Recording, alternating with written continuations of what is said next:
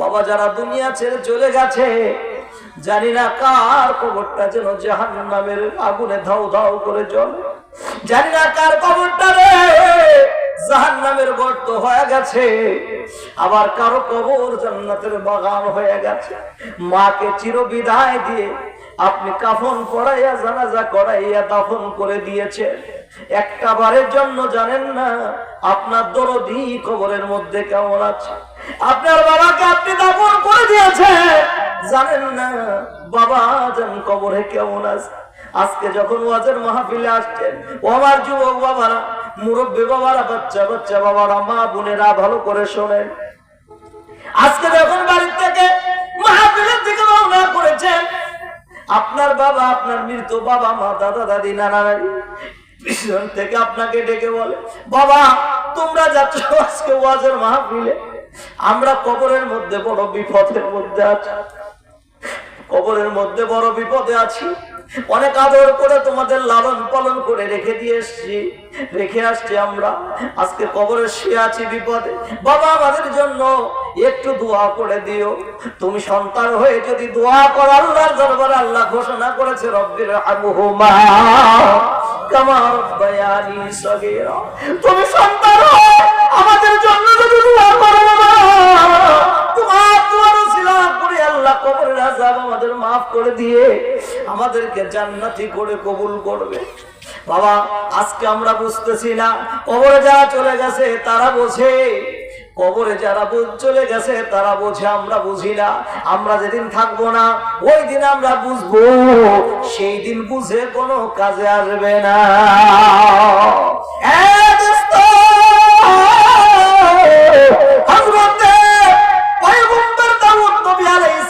ছোট্ট ছেলে যেটা জবাব দিলেন, সঠিক অ্যান্সার দিলেন, তিনি আর কেউ নয়, তিনি পরবর্তীতে পয়গম্বর হবেন, তিনি হলেন হযরতে সুলাইমান আলাইহিস সালাম। বাদশা সুলাইমান তিনি, পয়গম্বর সুলাইমান তিনি। দ্বিতীয় প্রশ্ন পয়গম্বর করলেন, বাবা তুমি বলো তো দেখি সব থেকে দূর কোন জায়গায়? বড় ছেলে উঠে দাঁড়িয়ে বলে, মনে করেন বোঝানোর জন্য বলি, বাবা কি বলেন? প্রথমটা পারি নাই, এখন দ্বিতীয়টা তো পারবোই। সব থেকে দূরে তো জাপান, জার্মান। জাপানের কথা বললেন কেউ, জার্মানের কথা কেউ বললেন, আমেরিকার কথা কেউ বললেন, ইটালির কথা কেউ বললেন, বিভিন্ন জায়গার কথা কেউ বললেন। পয়গম্বর বললেন আকাশের দিকে তাকায়, সাউন্ড হয় না, আওয়াজ হয় না। পয়গম্বর এবার ছোট্ট ছেলেকে বলে, বাবা তুমি বলো। ছোট্ট ছেলেটা দাঁড়িয়ে বলে, বাবা আমার তো মনে হয় সব থেকে দূর হইল কবর, সব থেকে দূর দেশ কবর। কবরের মধ্যে নামানোর পরে জাপান, জার্মান, আমেরিকা যেখানে এই মানুষ থাকুক না কেন, টেলিযোগাযোগের মাধ্যম দিয়ে, পত্র পত্রিকার মাধ্যম দিয়ে, চিঠিপত্রের মাধ্যম দিয়ে, টেলিযোগাযোগের মাধ্যম দিয়ে আমার ইটালি থাকে যে সন্তান কেমন আছে আমি তার খোঁজ নিতে পারবো, জানতে পারবো, তিনিও আমার খবর রাখতে পারবে। ও বাবা, কিন্তু মানুষ একবার যখন দুনিয়া ছেড়ে চলে যায়, আমার বাড়ির পাশেই গোরস্থান, বাঁশ বাগানের সঙ্গে, আমার পুকুর পাড়ের পাশে বাঁশ বাগানের নিচে ওই যে শুয়ে আছে মা দুঃখিনী, আমার একটা বারের জন্য তার খবর নিতে পারলাম না। আমেরিকায় থাকলে খবর নিয়ে যায়, ইটালি থাকলে খবর নিয়ে যায়, কবরে থাকলে খবর নেওয়া যায় না। জোরে বলেন ঠিক কিনা? সেই জায়গার খবর নেওয়া যায় না রে, যেখানে গেলে তার তথ্য জানা যায় না, ওই জায়গা থেকে দূর আর কোন জায়গা হতে পারে না। সব থেকে দূর দেশ হইল কবর। ওই কবর আমার আপনার সামনে অপেক্ষা করতেছে। কবর প্রতিদিন ডাকে, তোমার জন্য রেডি, কোন সময় আসবা? কবর আমার জন্য রেডি। আজকে আপনার শরীরে শক্তি আছে, মাটির উপর দাঁড়াইয়া দাঁড়াইয়া কত ভাবে আপনি শক্তিটা দেখাইলেন, শক্তিটা আপনি ব্যয় করলেন।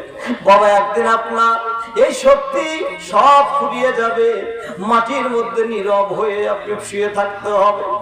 একটা মানুষ যখন মারা যায়, গোসল করানোর সময় আপনি একটু তাকায় দেখবেন তার কত অসহায় একটা মানুষ হয়ে যায়।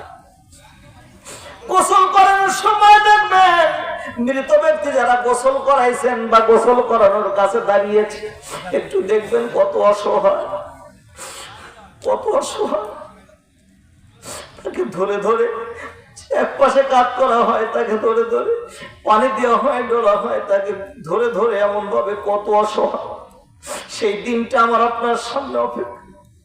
কোন সময় যেন মসজিদের মাইক ওয়ান করে মুয়াজ্জিন সাহেব ঘোষণা করবে, পাইকান্দি ফুলবাড়ি গ্রামের, পাইকান্দি গ্রামের অমুক ব্যক্তি দুনিয়ায় নাই, ঘোষণা করে দেবে। কোন দিন যেন ঘোষণা করে দেবে রকুনুজ্জামান দুনিয়ায় নাই। লোকেরা বলা বলি করবে, এলাকার মধ্যে ছেলেটা ওয়াজ করতো, আমরা শুনতাম, কত কথা বলা বলি করবে। লোকের এক নজর দেখবে, যাবে দেখার জন্য যাবে, ঘোষণা বলবে, জানতে চাবে জানাজা কখন হবে, দাফন কখন হবে। কেউ বলবে বেশি সময় লাশটা রাখা ভালো হবে না, জলদি করে দাফন করে দিয়ে দাও। বাজান ওই সময়টা কোন দিন যেন হয়ে যায়। আমার সামনে যারা বসে আছে, আপনারাও যে পথে যেতে হবে, আমাকেও সে পথে যেতে হবে। আজকের মাহফিলের প্রধান মেহমান যে আছে, তাকেও সেই পথে যাওয়া লাগবে, বিশেষ মেহমানকেও সেই পথে যাওয়া লাগবে।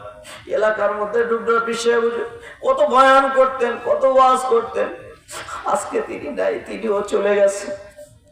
সবাইকেই যেতে হবে। এই জন্য কবি বলছেন, এমন জীবন তুমি করো হে গঠন, মরিলে হাসিবে তুমি কাঁদিবে বুবো। আল্লাহ কোরআনে বলে, ইয়া আইয়ুহাল্লাযীনা আমানুত্তাকুল্লাহা হাক্কা তুকাতিহি ওয়া লা তামুতুন্না ইল্লা ওয়া আনতুম মুসলিমুন। মুসলমান না হওয়া পর্যন্ত মৃত্যুর স্বাদ গ্রহণ করো না। যারা বসে আছি বাবা, মুসলমান হতে পেরেছি কিনা, আল্লাহওয়ালা হতে পেরেছি কিনা, আল্লাহকে আমাকে কবুল করেছেন কিনা। আমি তো দাবি করি আমি আল্লাহর বান্দা। যদি আল্লাহ বলে এরকম যেমন তুমি আমার বান্দা হতে পারো না, আমার এই বক্তার বক্তাগিরি, আমার এই আলোচনার আলোচনা, আমার দুনিয়ার পরিচিতি কোনো কিছুই কাজে লাগবে না। আল্লাহ যদি আমাকে মঞ্জুর না করে, আমার কোনো কিছুই কাজে লাগবে। আমি সারা বাংলাদেশ সফর করি বাবা, আমি চিন্তা ভাবনা করে দেখলাম আমার দুনিয়ার পরিচয় দিয়ে আমি কবরে বাঁচতে পারবো না, আপনিও পারবেন না। এই জন্য এমন একটা জীবন তৈরি করে, এমন একটা জীবন তৈরি করে যে জীবনটা নিয়ে আল্লাহ দরবারে গেলে আল্লাহর ফেরেশতারা আপনার জন্য স্বাগতম জানায়, জান্নাতের বিছানায় বিছায় দেবে কবরে। আল্লাহ আমাদের তৌফিক দান করে, জোরে বলেন আমিন। আরো জোরে বলেন আমিন। মনে করেন আজকের রাতটা আপনার জন্য বেঁচে আছে, ইহকাল। আগামীকাল যদি আপনার এই রাতটাই আপনার জীবনের সর্বপ্রথম কবরের রাত হয়, তাহলে কি হবে? আল্লাহ পাক বলেন, যত গুনাহ, যত ভুল, যত অন্যায় তুমি করো না কেন, আজকের মাহফিলের মধ্যে বসে এই শেষ সময় রকুনুজ্জামানের কথা শুনে চোখের পানি ছেড়ে আমি আল্লাহর কাছে যদি মনে মনেও একবার তওবা করে ফেলে দাও, আল্লাহ তুমি আমারে মাফ করে দাও। আমার আল্লাহ বলে, লা তাকনাতু মির রাহমাতিল্লাহ,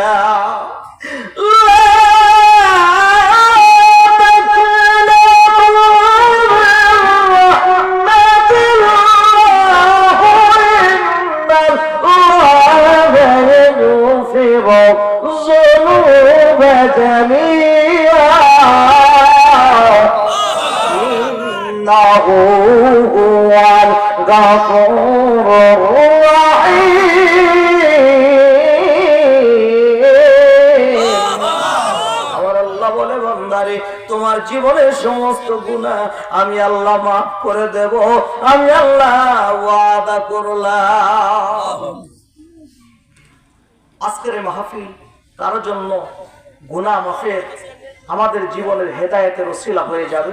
আবার কারোর জন্য আজকের এই মাহফিলে আসা যাওয়া তাছাড়া কোনো ফায়দা পাবে না। জোরে বলেন ঠিক কিনা? বাজার এই জন্য আমার বিদায়ী বেলা দীর্ঘ সময় আমি আলোচনা করেছি, অনেক সময় ধরে কথা বলেছি। আমার কথা বলতে যদিও কষ্ট হয়, প্রতিদিন প্রোগ্রাম করি, চিল্লাই, আমার বুকে ব্যথা করে। কষ্ট হলেও আপনারা আপন মানুষ, কাছের মানুষ পেয়ে কষ্টকে কষ্ট মনে করি নাই। আপনাদের বোঝানোর জন্য এই কথাটাই চেষ্টা করেছি। আমরা একজন ভালো মানুষ হতে চাই, ভালো কাজের সাথে থাকতে চাই। আমার দিকে খেয়াল করুন আব্বাজান, ভালো পথে চলতে চাই, ভালো একজন মানুষ হতে চাই। দুনিয়ার পরিচিতি কোনো কাজে আসবে না, দুনিয়ার জমিদারি কোনো কাজে আসবে না। একমাত্র আল্লাহকে যদি আপনি পেয়ে আল্লাহ রব্বুল আলামিনকে রাজি আর খুশি করে যদি আপনি বিদায় নিতে পারেন, আপনার জন্য আপনার ভাগ্য ভালো হবে, আপনার জন্য সুসংবাদ। কবরে আল্লাহ আপনাকে নাজাত দান করবেন। যেটা বলেন আমিন। আর ভাইরা, আপনারা জানেন মাহফিলের জন্য কি নাম, ভালো নাম কি নাম, ওয়াসিমউদ্দিন জটা ভাইজান মাহফিলের জন্য 1000 টাকা দান করেছেন। আল্লাহ কবুল করুন। জোরে বলুন আমিন। আরো জোরে বলুন আমিন। 8 নং ওয়ার্ডে মেম্বার পদপ্রার্থী কো ভাইজান কো, এই উঠে দাঁড়ান মুরব্বি, মাশাআল্লাহ। ওই দিক তাকান, এই যে না লোক ভালো আছে, বসেন, মাথায় একটা টুপি মারিয়ে দেবেন এরপর ইনশাআল্লাহ।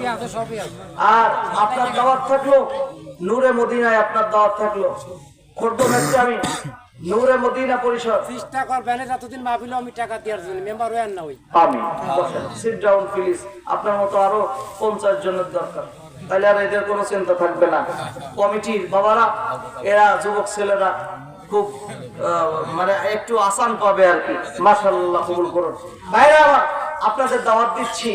আপনারা জানেন খোরদম আমি নূরে মদিনা পরিষদ সম্মিলনী মাদ্রাসা প্রতিষ্ঠিত হয়েছে। এই মাদ্রাসায় আমি গুনাহগার অত্যন্ত পরিশ্রম করে আমার মনের ইচ্ছা ছিল আমি আমার মতো করে সুন্দর করে একটা মাদ্রাসা সাজাবো, সুন্দরময় পড়ালেখা হবে ওখানে। সেভাবে করে আল্লাহর রহমতে মাদ্রাসা প্রতিষ্ঠিত হয়েছে।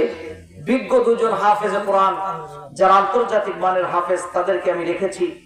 ছাত্র আছে, ক্লাস শুরু হয়েছে ডিসেম্বর থেকে, এটা জানুয়ারির আজকে 26, এই 1 মাস 26 দিন চলছে। মাশাআল্লাহ, ছাত্র সংখ্যা অনেক। বাইরের থেকে অনেক ছাত্র আসছে, বরিশাল থেকে, নোয়াখালী, কুমিল্লা থেকে, আপনার রাজশাহী থেকে পর্যন্ত ছাত্ররা এসেছেন। অনেক ছাত্ররা আছেন।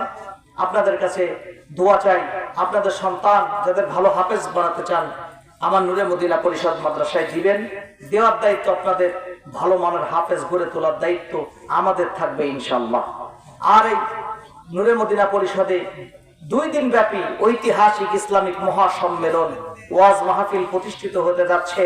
প্রতি বছরের ন্যায় এবছরও আগামী বৃহস্পতিবার, শুক্রবার, আগামী বৃহস্পতিবার, আজকে কি বার, রোববার চলে যাচ্ছে, আগামী বৃহস্পতিবার, শুক্রবার নূরে মদিনায় মাহফিল। এই মাহফিলে আপনাদের সকলের দাওয়াত। ইনশাআল্লাহ যাবেন, খাবেন, যাবেন, খাবেন, থাকবেন, ঘুমাবেন, আগামীকার জায়গাও দেবো, সব দেবো, কিন্তু আসা যাওয়ার ভাড়া দিতে পারবো না। আসা যাওয়ার ভাড়া আপনাদের, আপনারা